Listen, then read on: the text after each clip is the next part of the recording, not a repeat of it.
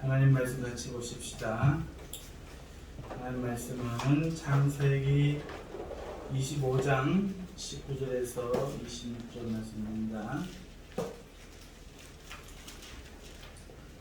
창세기 25장 19절에서 26절.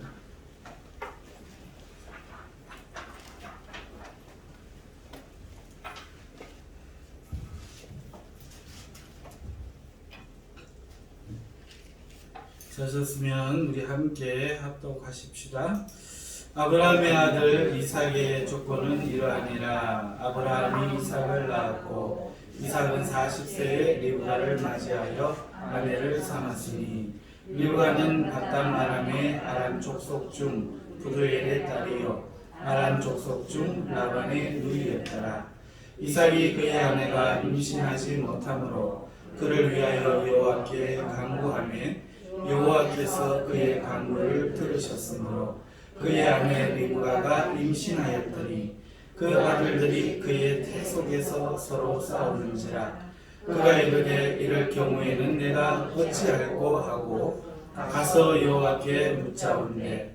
여호와께서 그에게 이르시되 두 국민이 내 태중에 있구나. 두 민족이 내 복중에서부터 나누이리라. 이 족속이 저 족속보다 강하겠고 큰 자가 어린 자를 섬기리라 하셨더라. 그 해산 기한이 찬즉 태에 쌍둥이가 있었는데 먼저 나온 자는 붉고 전신이 털옷 같아서 이름을 에서라 하였고 후에 나온 아우는 손으로 에서의 발꿈치를 잡았으므로 그 이름을 야곱이라 하였으며 리브가가 그들을 낳을 때에 이삭이 60세였더라. 아멘. 오늘 본문의 말씀 가지고 엇갈리는 운명이라는 제목으로 하나님 말씀 증거하도록 하겠습니다. 할렐루야. 한 3일 동안도 잘 사셨습니까? 믿음으로 승리하고 하나님 앞에 기도함으로 이겨내셨습니까? 오늘 믿음의 싸움이 우리에게 있습니다. 믿음의 조상이자 하나님 나라의 택한 사람 아브라함에게는 약속의 아들 이삭이 있었습니다. 이 이삭은 40세에 리브가를 아내로 맞이하여 결혼했습니다. 그런데 리브가가 임신하지 못합니다. 20년이 지나도 불임으로 이어지자 이삭이 아들을 얻기 위하여 하나님께 간구합니다. 하나님은 이삭의 기도를 들어주셨습니다. 그렇게 이삭은 나이 60세에 아들을 낳게 되죠. 아들을 낳는데 한 번에 둘을 낳습니다. 쌍둥이였던 겁니다. 문제는 우리가 보는 대부분의 쌍둥이들과는 달리 이 쌍둥이들은 사이가 좋지 못했다는 겁니다. 그들은 뱃속에서부터 다퉜습니다. 나지도 않은 아기가 뱃속에서 아기가 무슨 생각이 있다고 싸우겠느냐 생각하실 수도 있습니다. 그런데 그렇게 생각하시면 성경을 부인하신 겁니다. 보통 아이가 태어나 사물을 보기 위해 눈 뜨는데도 시간이 걸리고 또 태어나서도 엄마를 알고 눈을 맞추는데 시간이 걸립니다만은 이 아이들은 무슨 정신으로 싸우는지 모르겠지만 우리의 이성으로 이해가 안 되지만 엄마 리브가가 심각함을 느낄 정도로 톡탁거립니다. 오늘 우리가 읽은 개역개정성경은 22절에서 그가 라는 3인칭 남성 단수로 번역하고 있습니다만 그의 태 속에서 싸우는지라 할 때 그 태 속에서 라고 하기 때문에 이것은 남성일 수가 없습니다. 따라서 22절은 그녀로 번역하는 것이 맞습니다. 그러므로 그가 이르되 이럴 경우에는 내가 어찌할꼬 라고 말하는 사람은 리브가인 것이지요. 23절에 여호와께서 말씀하시는 대상은 이삭이 아니라 리브가입니다. 실제로 공동번역 창세기 25장 22절에서 23절을 보면은 이렇게 번역했습니다. 뱃속에 든 두 아이가 서로 싸움으로 리브가는 이렇게 괴로워서야 어디 살겠는가 하면서 야훼께 까닭을 물으러 나갔다. 야훼께서는 리브가에게 말씀하셨다. 너의 태에는 두 민족이 들어있다. 태에서 나오기도 전에 두 부족으로 갈라졌는데 한 부족이 다른 부족을 억누를 것이다. 형이 동생을 섬기게 될 것이다. 라고 번역했습니다.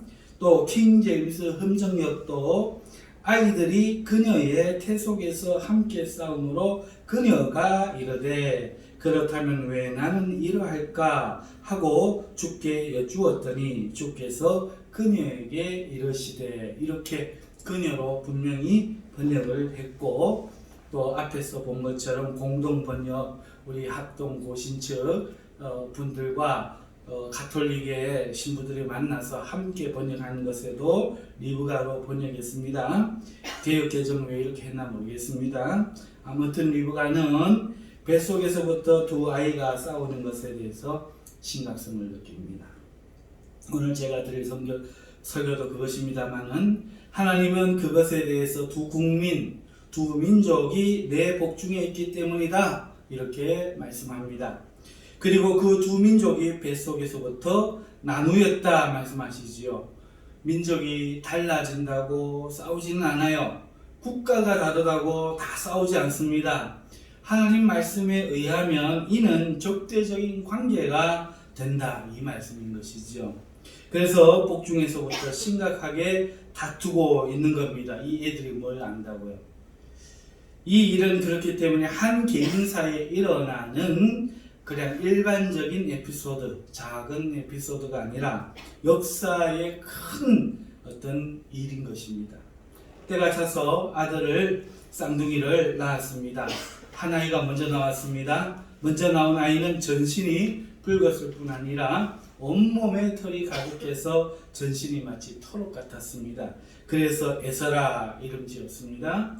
가관인 것은 동생입니다. 에서와 뱃속에서부터 싸우던 동생은 형을 못 이겼나 봅니다. 대신에 형 발꿈치를 잡고 나왔습니다. 그래서 부모는 그 아이를 붙잡는다 라는 뜻의 야곱이라 이름을 지어줬습니다. 사랑하는 성도 여러분, 오늘 제가 드릴 설교는 엇갈리는 운명에 대한 겁니다. 비록 약속의 아들 이삭이 낳은 자식이지만 또 약속을 함께 이어받을 리브가가 낳은 자식이지만 같은 뱃속에서 같은 아버지와 엄마를 둔 에서와 야곱이지만 이 둘은 두 국민, 두 민족으로 나뉘어 버립니다. 운명이 엇갈려 버린 거죠. 이게 그들의 운명입니다. 물론 그들의 운명은 그들이 결정합니다만은 장자에서는 그 장자의 이름을 하찮게 여겼습니다. 야곱은 그 장자의 명분 곧 하나님의 축복을 사모했던 것이지요. 그것이 그들을 갈랐습니다. 하나님을 필요로 하느냐, 하나님을 필요로 하지 않느냐, 이 의식이 두 국민을 나눈 것이지요. 그런데 이 두 국민이 서로 싸운다 하는 것입니다. 대부분의 성경학자들은 에서와 야곱에 대한 하나님의 예언을 이렇게 해석합니다. 큰 자는 형 에서이고 작은 자는 야곱이다. 그래서 에서가 동생 야곱을 섬긴다 하는 의미로 해석했습니다. 그런데 실제로 당시에 에서가 야곱을 섬겼나요? 예, 그렇지 않지요. 또 그 이후 역사에서 에서의 국민이 야곱의 국민을 섬겼던가요? 물론 한시적으로 에돔 족속이 이스라엘에게 굴복하고 복속된 적은 있지만 그것이 계속된 것은 아닙니다. 대부분 에서의 후예는 오히려 이스라엘을 괴롭혔고 에서의 후예가 이스라엘의 왕이 되어 오신 예수님이 나실 때 심지어 다스리기까지 했습니다. 이스라엘을. 그렇다면 이 예언의 의미가 뭐죠? 오늘 우리가 알고 있던 학자들의 이야기들과 많이 다르다는 겁니다. 저는 이것을 영적인 의미로 봅니다. 이것을 영적으로 하나님의 백성과 세상의 백성으로 나누어지는 것을 말한다 생각을 합니다. 누가 큰가요? 누가 크지요? 우리는 형 이렇게 해석하지만 하나님의 백성이 큰 자가 아니면 누가 큰 자입니까? 따라서 여기서 큰 자라는 것은 영적으로 하나님의 백성된 이스라엘을 말하는 것이죠. 그러면 이스라엘이 큰 자가 작은 자, 세상 백성을 섬긴다 이렇게 해석할 수 있겠지요. 이스라엘은 실제로 한때 400년간 이집트를 섬겼습니다. 실제로 섬겼습니다. 그리고 이 원리가 아직도 적용된다고 저는 믿습니다. 오늘날에도 말입니다. 이제 제가 영상 하나를 보여드리겠습니다. 한 20여 분 걸릴 터인데 여러분 주목하셔서 봐주시고요. 우리 전사님 저 뒤에 앞에 불만 좀 꺼주시면 좋겠습니다.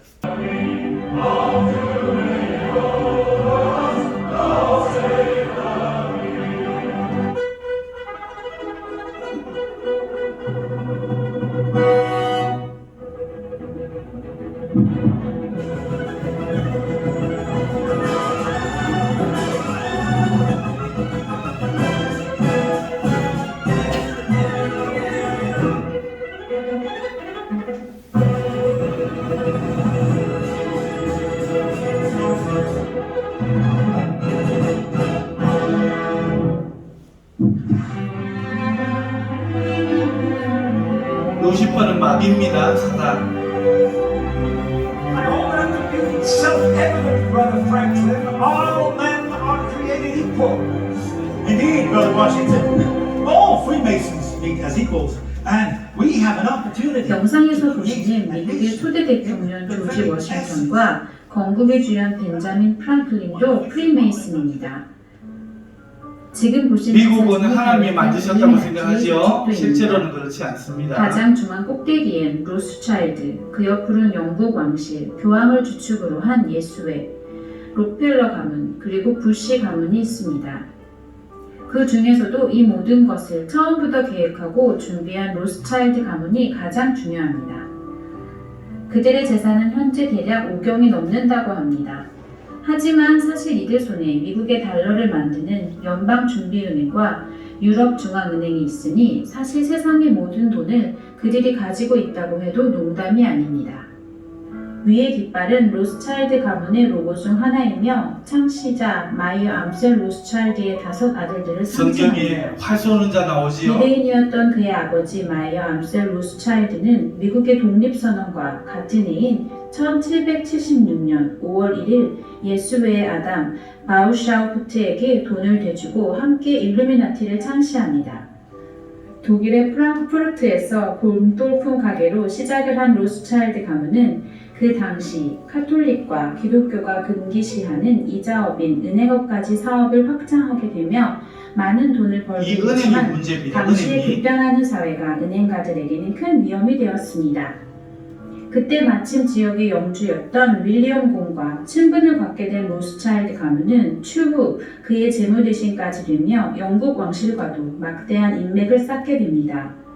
또한 그와 동시에 자신들의 신분을 더 안전히 유지하기 위해 엘리트인들의 모임인 프리메이슨 세력들에게 관심을 가지던 로스차일드 가문은 결국 돈으로 프리메이슨의 주요 멤버들을 매수하고 프리메이슨 단체까지 일루미나티로 흡수하게 됩니다. 그들은 커진 세력을 바탕으로 프랑스 혁명을 주도하게 되고 프랑스 독립선언서에서도 자기들의 상징을 넣으며 그들의 존재를 과시합니다. 우리가 너무나 잘 알고 있는 모차르트도 일루미나티 회원이었습니다. 모차르트의 대표곡인 마술피리는 일루미나티와 프리메이슨의 종교적 사상을 그대로 보여주는 음악입니다. 마술피리의 내용은 고대 이집트를 배경으로 프리메이슨의 상징주의와 시대적 정치 풍자로 구성되어 있죠. 이들이 모차르트의 마술피리를 토대로 만든 1997년 애니를 보면 시작부터 전시안과 뱀이 등장합니다. 모든 것이 빛이다. 빛이 아닌 것은 아무것도 없다. 온통 전시안과 하나님을 대적하는 상징문들만 있습니다. 일루미나티의 뜻은 광명, 즉 빛을 의미하며 성경에서 말하는 광명한 천사 루시퍼를 의미합니다. 이 마술피리 애니메이션의 마지막 장면을 한번 잠깐 보겠습니다. A banner of sunlight at last is unfurled. 자신들이 세상을 지식으로 밝히겠다고 하는 그런 게 좀 해석의 의미입니다. Bring death to blasphemers and light to the world. 이들이 말하는 천국은 저희가 생각하는 천국과는 다릅니다. 하늘에서 전시한 머리를 한 천사들이 내려오고요. 전시하는 한 사람들이 나팔을 불죠. 대장 천사의 머리에는 더 큰 전시안이 있습니다. 일루미나티들에게 광명의 천사 루시퍼를 의미하는 중요한 상징, 태양입니다. 저번 킹스문에도 알려드렸지만 이것이 예수의 마크이기도 합니다. 예수에는 기독교인들을 수천만 명 학살했던 가톨릭의 군사입니다.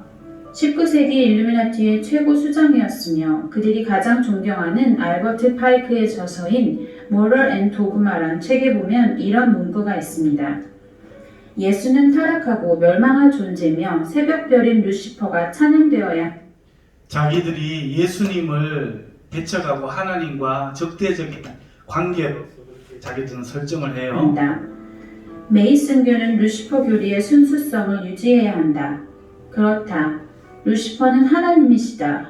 또한 불행하게도 여호와 역시 하나님이다.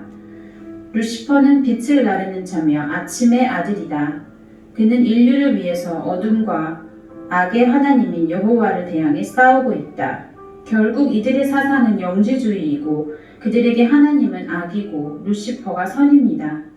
프랑스 혁명의 성공 후 힘을 기른 로스차일드 가문은 나폴레옹 전쟁, 워털루 전쟁 등에 개입하여 유럽의 화폐 발행권을 통제하게 되고 미국의 남북전쟁 이후 치열한 노력 끝에 미국의 화폐 발행권까지 손에 거머쥐게 됩니다. 일루미나티 세력들이 어떻게 경제 패권을 장악했는지 너무나 쉽게 제작된 머니란 애니메이션이 있어서 추가 영상으로 이번에 같이 올리게 됩니다. 꼭 한번 보시길 추천드립니다.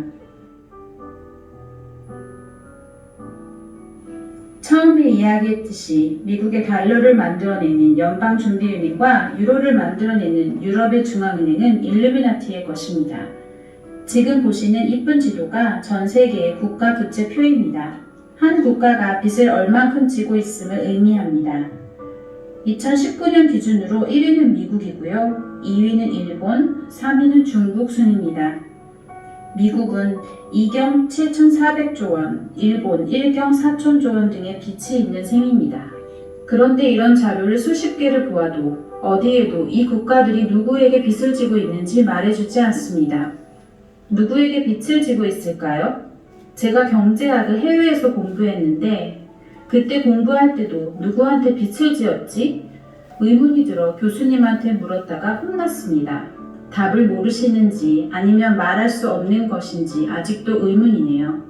너무나 간단한 답변이지만 결국 로스차일드 가문에 속해 있는 연방준비은행과 유럽중앙은행 또한 그의 수하에 있는 수많은 은행들이 그 국가들에게 돈을 빌려준 겁니다. 위 뉴스대로 1년에 이자가 3%라고 하면 미국이 이자로만 내는 금액이 822조입니다. 원금 하나도 갚지 못하고요.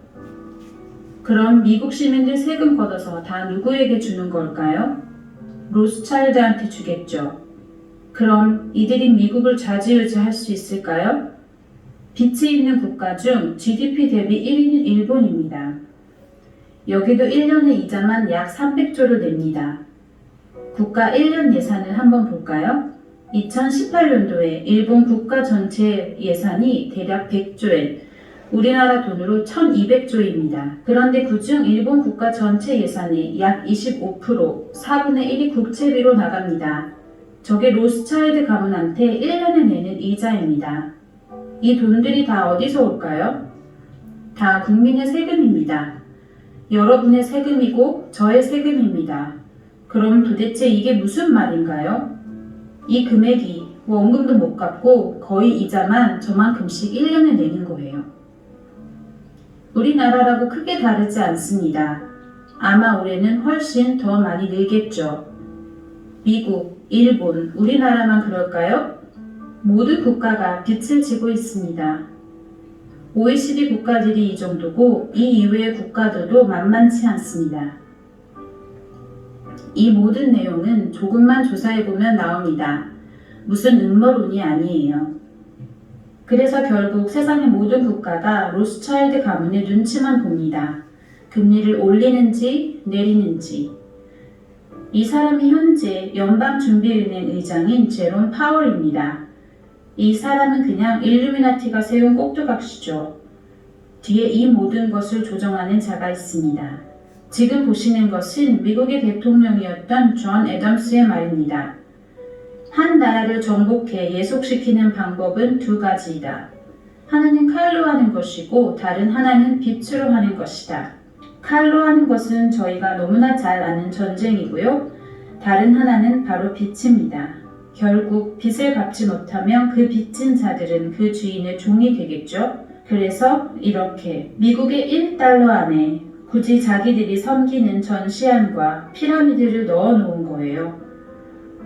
애초에 달러로 세계를 지배할 계획을 가지고 있었던 거죠. 피라미드 밑에 쓰여져 있는 노보스 오두스 세크로룸 이란 단어가 바로 라틴어로 신세계 질서, New Old World입니다. 일루미나티의 목표는 단 하나, 신세계 질서입니다. 바로 단일 정부를 세워 세계를 지배하고 모든 사람들에게 칩을 넣어 통제하는 거죠.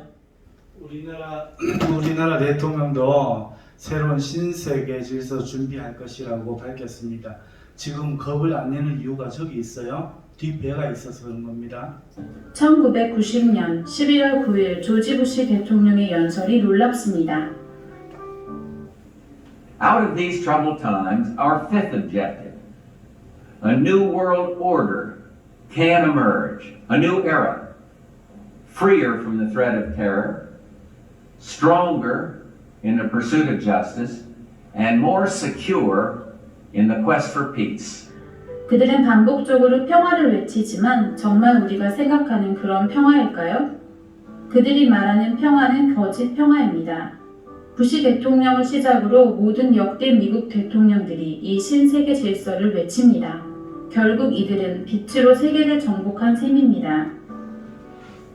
결국 빛으로 한다는 이야기는 이렇게 국가들이 빛을 지고 채무를 갚지 못하게 되면 결국 그 나라의 모든 것을 정복하게 된다는 의미입니다. 우리가 이 세상의 빛의 시스템을 온전히 깨닫고 이 세상의 시스템에서 나와 주님께로 돌아와야 합니다. 우리가 아는 대부분의 사람이 아직도 이 시스템의 종이 되어 살아갑니다. 말씀에 보면 잠언 22편 7절 부자는 가난한 자를 주관하고 빚진 자는 체주의 종이 되느니라. 더 이상 체주의 종이 아닌 하나님의 자녀로 회복되어지길 간절히 기도해 봅니다. 미국 국가부채의 증가 현황이 보이시죠? 계속 증가하고 있습니다. 올해는 훨씬 더 늘어날 겁니다. 2001년도에 보시면 그렇게 빚이 많지 않았어요. 그런데 조금 전에 보았던 부시 대통령의 아들 부시 주니어부터 시작해서 20년도 채 안 돼서 빚이 5배가 늘었습니다. 지금은 24 트릴리언 달러입니다. 우리나라 돈으로 3경에 가깝습니다. 빚이 늘어나는 속도가 어마어마하죠. 그런데 이 빚을 누가 갚을까요? 아까 말씀드린 대로 국민이 갚습니다. 그래서 우리가 빚쟁이란 소리가 나오는 거예요. 여러분이 세금을 내죠? 그 세금으로 빚을 갚습니다. 결국 모든 인류는 로스차일드 가문의 빚을 진 겁니다. 이들의 이 계획을 깨닫는 게 왜 이렇게 중요한지 이제는 아셔야 합니다. 이 엄청난 계획 가운데서 벗어나셔야 합니다. 결국 이들의 계획은 모든 국가들이 계속 빚을 더 지게 하는 겁니다. 그럼 왜 자꾸 빚을 지게 할까요? 이들이 이미 모든 세상의 돈을 장악했다면 이들의 다음 계획은 무엇일까요? 결국 이들이 원하는 것은 세계화폐와 세계정부를 출범하기 위해서입니다. 지금 보이시는 사진이 1988년 1월에 이코노미스트 커버 페이지 사진입니다. 이 사진이 놀라운 게 무려 30년 뒤에 화폐들이 사라지고 가상화폐들이 생길 것을 예견하고 있습니다. 보이시죠? 중간에 2018년. 그런데 지금 그들의 계획대로 수많은 국가들이 현금 없는 사회로 가고 있습니다. 결국 우리나라 및 26개국에 실행한 핸드폰에 있는 QR코드의 통제 시스템과 경제 기반으로 한 전자화폐가 합쳐진 칩이 우리 몸에 들어오게 되면 이제 완벽한 통제가 가능합니다. 일루미나티 카드 중에 합병 카드란 게 있습니다. 이 카드는 1997년에 나온 카드죠. 여기에 그들의 계획을 또 넣어놨습니다. 달러가 유로를 먹고, 파운드가 달러를 먹고, 엔화가 파운드를 먹고, 마지막에 큰 물고기가 바로 가상화폐입니다. 가상화폐가 엔화를 먹어버렸죠. 모든 화폐가 하나가 된 거죠. 이것이 전에 말씀드린 Predictive Programming입니다. 우리가 모든 것을 조정한다. 쉽게 이야기하면 선지자 놀이 같은 것입니다. 자기가 할 계획을 미리 보여주고 실제로 그대로 실행시키는 거죠. 그러다 영상 초반에 보여드린 대로 일루미나티 세력들이 2017년 10월 자신들의 모습을 드디어 세상에 드러냅니다. 이제 너희들이 아무리 해봐라 막을 수 없다 하는 자신감으로 한 것 같아 보이네요. 영상에서 보시듯 가장 중앙에 서 있는 그랜드 마스터 33도는 바로 영국 왕실의 에드워드 켄트 공작입니다. 엘리자베스 2세 여왕의 사촌 동생이죠. 그리고 자기들이 1달러 안에 전시안을 넣은 것도 농담처럼 이야기합니다. 결국 이들의 전략은 일부러 개인이나 국가가 빛을 지게 하고 우리는 배를 타고 영국에서 청교도들이 미국에 건너간 것만 자꾸 이야기하잖아요. 그런데 미국을 실제로 건국하고 그 뒷배경에는 저 일루미나티 프리메이슨이 있는 겁니다. 그리고 초대 대통령과 그 다음 대통령이 바로 그 일루미나티 사람이고 그 이후에도 계속해서 그 대통령들을 그들이 자기들의 사람들로 만들어 왔다 그 얘기입니다. 그들이 갑자기 갚을 수 없는 상황을 조장하여 그들의 산업을 장악하는 그런 방법들을 꾸준히 썼습니다. 우리나라 IMF 사태 생각하시면 쉽습니다. IMF도 이미 일루미나티가 다 장악했습니다. 최근에 한국 영화로도 그들의 전략들이 다 드러났었죠. 그로 인해 기업과 은행들이 해외의 헐값에 매각되고 현재의 우리나라 6대 은행의 외국인 지분을 보면 보이시죠? 2018년 기준으로 76%가 외국인 지분율입니다. 우리나라 은행인 줄 아셨죠? 아닙니다. 우리나라 국민들을 상대로 이자놀이를 벌여서 외국인의 배만 불리고 있습니다. 그래서 모든 정부는 직간접적으로 일루미나티 세력의 지배 아래 있습니다. 이게 제가 경제 시스템만 보여드려서 그렇지 모든 분야가 마찬가지입니다.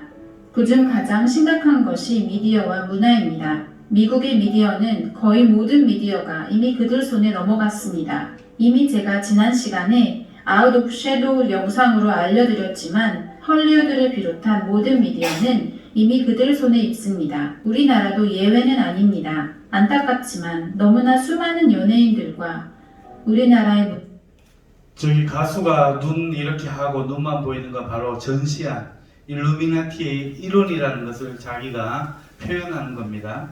문화가 이미 그들의 손에 넘어간 것을 알 수 있습니다. 그 외에도 교육, 종교, 정치, 기업 다 마찬가지입니다. 그리고 우리가 누리고 있는 수많은 것들이 사실 우리의 것이 아니라 빛으로 얻어진 것이란 것을 잊으면 안 됩니다. 이것이 좋고 편리함이란 이름으로 좋게 포장되어서 다가오지만 사실은 결국 이것이 우리에게 족쇄가 되어서 우리 스스로가 통제당할 수밖에 없는 구조가 되어집니다. 이제 이런 상황에서 정말 현금까지 사라진다면 그때는 완벽한 통제입니다. 우리의 씨름은 혈과 육을 상대하는 것이 아니오 통치자들과 권세들과 이 어둠의 세상 주관자들과 하늘에 있는 악의 영들을 상대함이라. 우리의 싸움은 혈과 육은 아니오 바로 통치자들, 권세들, 이 어둠의 세상 주관자들, 말씀에서 보듯이 누군가 우리를 통치하는 자들이 있습니다.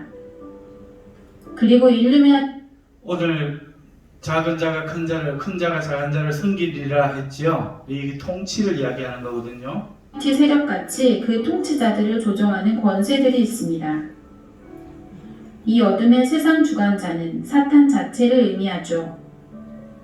그럼 분명히 성경에서 우리가 싸울 상대가 있다고 말해주고 있습니다.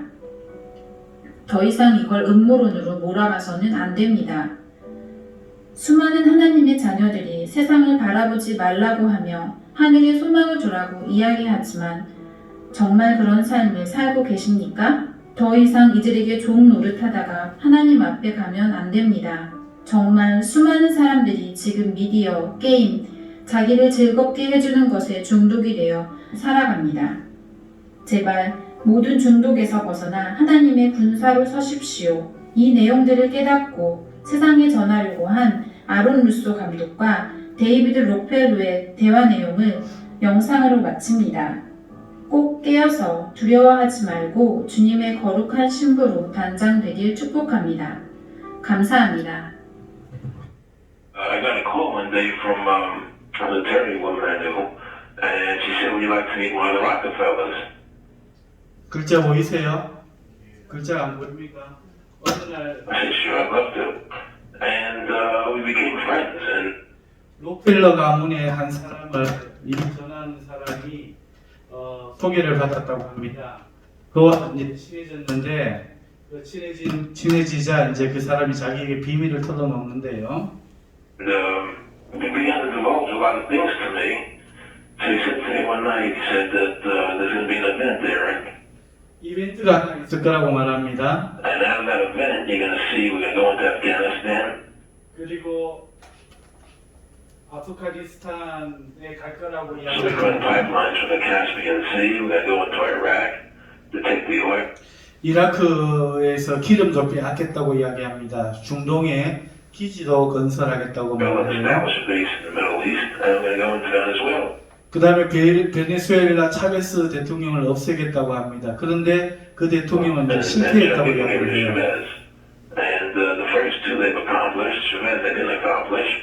And so you're going to see guys going to caves looking for 사람들이 동굴에서 찾을 수 없는 것을 사람들이 찾는 걸 보게 될 거라고 말합니다.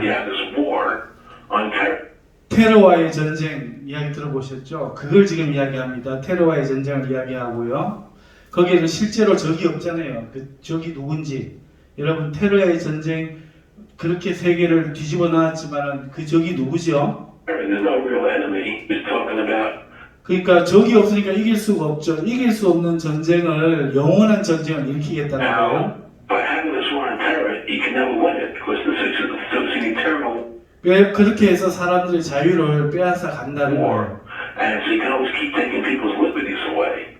그래서 그러면은 사람들이 속아야 되잖아요. 자기가 말했답니다. 전쟁이 진짜라는 거를 어떻게 사람들에게 확신시키냐. 언론을 이용하겠다는 거예요. 언론은 전쟁이 진짜라고 믿게 할 수 있다는 거죠.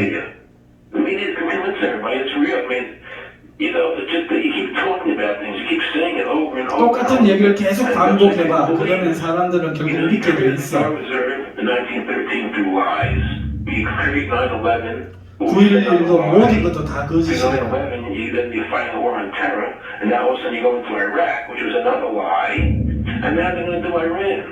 You know, and so one thing leading to another, leading to another, leading to another. Now I would say, what are you doing this for? What? 그래서 이 모든 이라크전하고 모든 게 다 각자 만들어낸 그런 것들인데 왜 이런 짓을 하냐 이렇게 물었더니 목적이 뭐냐 했더니 You have all the money in the world, you have all you have all the power. I said, you know, you're hurting people. It's not a good thing. And he would say, 네 걱정이라고 하라고 말을 하면서 take care of yourself and take care of your family. And then I said to him, 궁극적인 목적은 the goals here. 진짜 목적은 세상의 모든 사람들한테 칩을 받는 거래요. 그 칩 안에는 화폐, 전자화폐를 넣는 거죠. 그리고 말을 안 듣는 칩을 꺼버린다는 거예요. 세상을 지배하겠다는 말이죠. 우리 버거지면은 꺼버릴 거야 이렇게 이야기를 합니다. 영상을 보셨죠? 이 이야기를 정리해 드릴게요. 여러분 보신 이야기가 뭔가 하니까요. 하나님이요 이자, 돈을 빌려주고 하는 그걸 하지 못하게 했죠. 은행을 하지 못하게 했습니다. 그런데 사람들이 은행을 한 겁니다. 은행에 돈을 맡기고 돈을 빌리고 할 수 있으니까요. 하나님 성경에 금해놓은 걸 했어요. 그런데 우리가 은행에 맡겨놓은 돈 갖고 돈놀이를 하는 겁니다. 그렇게 시작돼서 여러분 보세요. 우리나라의 농업이 얼마나 커졌는지. 우리나라의 은행들이 얼마나 지금 은행들마다 큰 건물을 짓고 보험회사 우리 돈 갖고요. 전부 다. 전부 우리 돈입니다. 하나님이 하지 마라 했는데 우리가 세상에 그걸 준 거예요. 그랬더니 그들이 그걸 가지고 우리를 이제 집 저당을 잡히고 돈을 빌려줘 놓고 집을 빼앗고 이제 그것이 되었는데 그 최초의 가문이 로스차일드라는 독일에서 시작된 가문이에요. 그리고 연방은행, 미국 은행이 말만 연방이지 개인 가문입니다. 그리고 유로화도 찍어내는데도 마찬가지입니다. 그들이 이제 세상을 장악해 버렸습니다. 그들이 지금 미국 뒤에서 미국을 지배하고 있는 거예요. 그래서 지금 이런 일이 벌어지고 있습니다.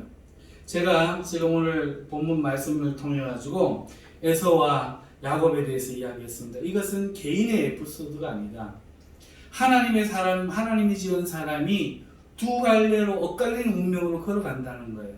하나는 적신이 되어서 적그리스도가 되어서 하나님을 대적하고 하나님이 필요 없다 하는 쪽으로 가서 지배를 한다는 거예요. 이 작은 자인데도 지배를 하는 세상의 사람들이라는 거예요. 자기가 형이라고 생각하는 거예요. 우리는 영적으로 그들을 이기지 못하고 그들을 발꿈치를 붙잡고 나온 사람들이에요. 야곱이 이스라엘이잖아요. 이스라엘이 이집트에 가고 고센 땅에 가서 처음에 70명이 갔어요. 그런데 그들이 40만 대군이 되었어요. 그들이 가진 게 많아졌어요. 그러자 국가가 그들을 지배합니다. 오늘 우리가 돈이 필요해서 맡긴 돈 이자 준다니까 돈을 맡겼더니 그 돈이 우리를 얽매이기 시작해요. 우리가 아이들을 공부를 시키기 위해서 학교를 만들었더니 그 학교가 다니지 않으면 안 되도록 우리를 차별하고 우리를 누르고 우리를 지배하고 등급을 나누어 버려요. 우리가 정부를 만들었더니 그 정부가 우리를 지배해요. 우리 한국 교회가 이 세상에 빛과 소금이 되어서 이 어려운 개화기를 이끌어내었고 잠시 우리가 거기에 몸담고 살아갔더니 세상이 우리를 지배해 버립니다. 제가 지금 드린 말씀이 무슨 말입니까? 하나님의 사람으로 우리가 다 같이 약속의 사람으로 태어난 것 같지만 그러나 분명하게 세상과 하나님이 나뉜다는 겁니다. 그리고 저 세상은 우리를 지배하고 있어요. 다스리고 있어요. 우리는 큰 자입니다. 하나님 나라의 백성이기 때문에 큰 자입니다. 그런데도 불구하고 아무 잘못 없이 정말로 우리가 가진 것 때문에 우리가 맡긴 것 때문에 우리가 필요한 것 때문에 그냥 살았을 뿐인데 우리는 값없이 달린다는 거예요. 그리고 영적인 모세이신 예수 그리스도께서 지금 우리를 구출하러 오실 거다. 그 얘기가 메시지인 거예요. 오늘 말씀을 맺습니다. 사랑하는 성도 여러분, 운명이 엇갈려 버렸어요. 장자의 명분을 팔았던 그들은 지금 하나님을 대적하고 하나님을 악한 신으로 만들고 자기들이 계몽, 이성을 가지고 규정하면서 이 모든 것들을 보니까 이겨낼 만하다. 하나님 없다는 거예요. 그래가지고요, 여러분 기후 프로그램이 있어요. 기후 프로그램이 있는데 이 기후 프로그램을 가지고요, 전기를 쏘아서 하늘에 올리면요 어떤 현상이 벌어지냐니까 비가 내려요. 폭풍이 생겨요. 요번에 중국에 어마어마한 비가 내렸죠. 그거 기후 프로그램을 한 거예요. 여러분 영상 나중에 한번 보여드릴게요. 거기에는 용울음 소리가 나요. 그 공명을 시켜서 전기가 가기 때문에 용울음 소리가 나요. 그런데 그것이 중국에서 났어요. 우리 대한민국도 마찬가지고요. 일본의 해일도요. 그것이 만든 거예요. 이미 그들은요 신이 되었어요. 기상을 좌지우지합니다. 지진도 만들 수 있습니다. 돈도 다 장악했습니다. 모든 세상을 장악했어요. 이제는 그들이 드러내기를 두려워하지 않습니다. 그게 2017년 일루미나티가 저렇게 세계 각국의 지도자들이 다 모여서 일루미나티의 본 모습을 드러낸 겁니다. 우리나라는 좀 수준이 낮긴 하지만 문재인 대통령과 김정은이도 저기 들어가 있어요. 이 신세계 질서로 들어가는 거예요. 그러면서 화폐를 없애는 거죠. 우리를 다 빚지게 만드는 거예요. 그리고는 화폐를 없애는 거예요. 그 화폐를 없애면 우리는 사고 팔 수가 없어요. 우리는 우리 권리를 지켰어야 돼요. 우리는 은행을 가지 말았어야 돼요. 오늘 우리는 화폐를 가지고 종이돈을 가지고 구리돈을 가지고 우리 것을 계속 썼으면 저들은 우리를 지배할 수가 없었어요. 그런데 하나님 말씀을 어기고 세상과 친구했어요. 세상과 친구가 뭡니까? 거래하는 거죠. 은행을 만들고 은행에다 우리 돈을 맡겨준 거예요. 그리고 우리나라는 빚덩어리 나라가 되었습니다. 지금 이 정부는 어마어마한 빚을 작년 한 해 졌어요. 그리고 앞으로는 벗어날 수 없을 겁니다.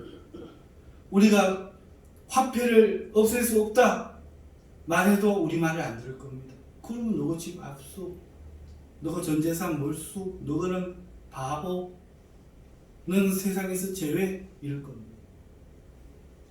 결국은 빚질 수밖에 없고 결국은 돈을 쓸 수밖에 없고 결국 우리는 복속될 수밖에 없는 세상으로 지금 치달리고 있다 하는 얘기죠. 그것을 이야기하는 건데 앞으로 더 이상한 이야기들도 제가 많이 좀 보여드릴 얘기 작정이에요. 왜냐하면은 구원에 관해서는 이제 우리가 알아요.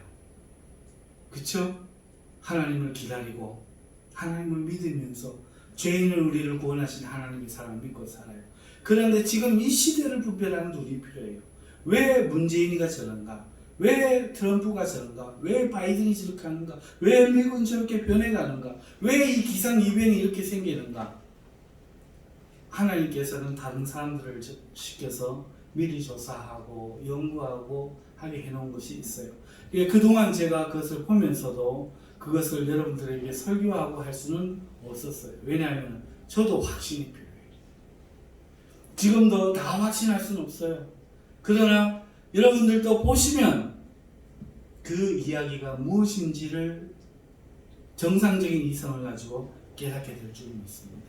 여러분, 세상에 발을 담그고 있다는 말이 제가 성경에서 세상에서 떠나야 된다라고 하는 말이 뭔가 하니까 이건 실제예요. 마음으로 돈을 사랑하지 않는다는 정도가 아니라요. 실제 이제 이 세상을 우리는 떠나야 될 때가 다가오고 있어요. 세상에서 박해받아야 될 때가 다가오고 있어요. 세상과 함께 살아가려고 하다가는 구원마저도 잃어버리는 때가 지금 다가오고 있다고요. 문명이 엇갈리는 시기가 다가오고 있다는 겁니다. 그리고 제가 확신하건대 이 일은 굉장히 급속도로 이루어질 겁니다. 우리가 상상하지 못할 속도로 우리에게 다가올 겁니다. 지금까지와는 전혀 다른 시간으로 역사가 흘러갈 거예요. 무시무시한 일들이 생겨날 겁니다. 지금 준비되어져 있는 것은 하이드로겔이라고 해서 우리 몸에 들어오는 겁니다. 저 칩이 들어오는 건데요. 그러기 전에요. 그 하이드로겔을 누가 맞겠어요? 코로나가 맞게 하는 겁니다. 바로 백신이에요. 맞게 하는데 그 맞으면 이게 여러분 하이드로겔이라는 영상을 다음에 한번 보여드릴게요. 그냥 물질이에요. 액체인데 액체가요 기어가요. 액체가 기어갑니다. 그런데 이게 우리 몸에 들어오면 어떻게 되는 줄 아세요? 우리 뼈에 들어갑니다. 우리 DNA가 돼요. 그리고 세포를 변이를 시킵니다. 그리고 이게 통신을 할 수 있는 거예요. 그래서 내가 아프면 먼저 국가에서 아는 거예요. 내 몸이 어떻다. 이것까지도 개발되어 있어요. 기상, 경제, 정치, 트럼프와 바이든은 서로 싸우지만 같은 편입니다. 트럼프는 해방자가 아니에요. 자유주의와 공산주의는요, 똑같이 마귀의 나라입니다. 우리는 하나님주의만 있을 뿐이에요. 원래부터 우리 교회는요, 핍박을 받는 사람들이에요. 세상이 핍박하는 게 이게 이상한 일이 아니에요. 왜 핍박한다고 우리를 뭐라 하느냐고 대항할 수가 없어요. 아벨 때부터 그랬어요. 이건 우리의 운명이에요.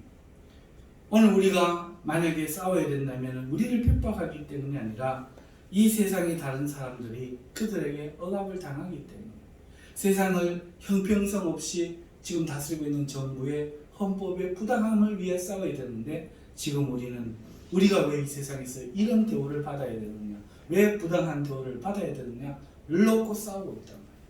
이거는 성경과 전혀 거리가 없는 거예요. 전혀 상관이 없는 거예요. 우리는 원래 그렇게 당하는 사람이에요. 그게 우리의 운명입니다. 오늘 우리가 세상의 빛과 소금이 되는 것은 세상을 위해 싸우는 거예요.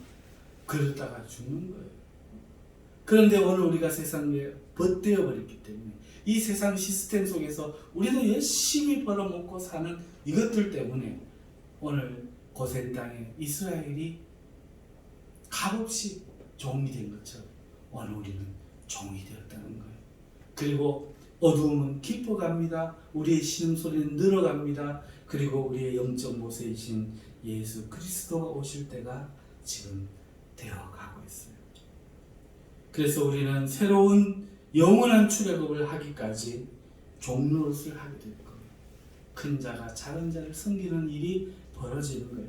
하지만 우리가 믿음으로 출애굽을 기다리면 마침내 주님이 오셔서 신음하고 있는 우리를 구원합니다. 하지만 기억하십시오. 이스라엘 백성이 모세가 출애굽할 때 그들의 그 신음을, 고통을 하나님이 들으셨다고 했어요. 그것을 대환란이라고 합니다. 오늘 이제 이 시대에도 우리의 믿음을 지키려고 하는 우리에게 환란이 다가오고 있어요. 그렇기 때문에 깨어나야 됩니다. 지금 깨어나야 됩니다. 세상과 친구라고 생각하는 생각 자체를 버려야 됩니다. 세상은 지금 세상의 주권자가 자기 정체를 드러냈어요. 그리고 나섰어요. 그리고 세상을 실제 지배하고 있어요. 우리 자녀들에게 가르쳐야 되고 알려야 되고 어떻게 해야 될지를 우리가 생각을 해야 됩니다. 각오를 해야 됩니다. 사랑하는 성도 여러분, 운명이 엇갈려 버렸어요. 하지만 우리의 운명은 불행하지 않습니다. 비록 발꿈치를 붙잡고 장자고 되려고 했지만 태어나지 못했던 우리는 하나님을 바람으로 하나님이 불쌍히 여기시고 장자 에서를 하나님이 버리시고 미워하시고 우리를 택하여 이스라엘이라는 이름을 주셨습니다. 그러므로 우리는 패배자가 아니라 우리가 큰 자입니다. 그러나 억울하게도 지금은 통치를 받습니다. 여러분, 그럴다 할지라도 두려워하지 마시고 놀라지 마시고 이제는 시대를 분별하시고 깨어서 계시면서 여러분 빚지지 마시기 바랍니다. 빚지지 마시기 바랍니다. 은행에 빚지지 마세요. 빚이 좋은 게 아닙니다. 예전에는 빚져서 부자한다고 했잖아요. 이제는 빚지면 안 됩니다. 있는 빚도 가리시고 내 거를 어떻게 하든지 자급자족할 수 있는 환경 만들어 가시고 그걸 준비를 해 나가셔야 될 것 같습니다. 기도하겠습니다. 거룩하신 하나님 아버지, 우리 사랑하는 성도들이 참으로 무엇을 보고 무엇을 깨달을까? 주님, 이 부족한 종이 당신의 양들을 어떻게 목회하고 어떻게 인도할까? 참으로 고민이 많고 참으로 힘든 시기입니다. 하나님의 성령께서 하시지 않으면 안 됩니다. 성령께서 오셔서 우리를 가르치시고 주님의 말씀을 생각나게 해 주셔야 합니다. 하나님이 시대에 대해서 가르쳐 주시고 우리의 생각 가운데 깨달아지게 해 주셔야 합니다. 하나님 아버지여, 앞으로 아버지 우리 교회가 이 시대를 살아갈 수 있는 그 깨우침의 말씀이 부족한 종을 통하여 간단해서 선포되게 하시고 우리 성도들도 마음과 생각을 바르게 하고 하나님 믿음으로 서서 이 시대를 이겨나갈 수 있게 하여 주시옵소서. 예수님의 이름으로 기도하옵나이다. 아멘.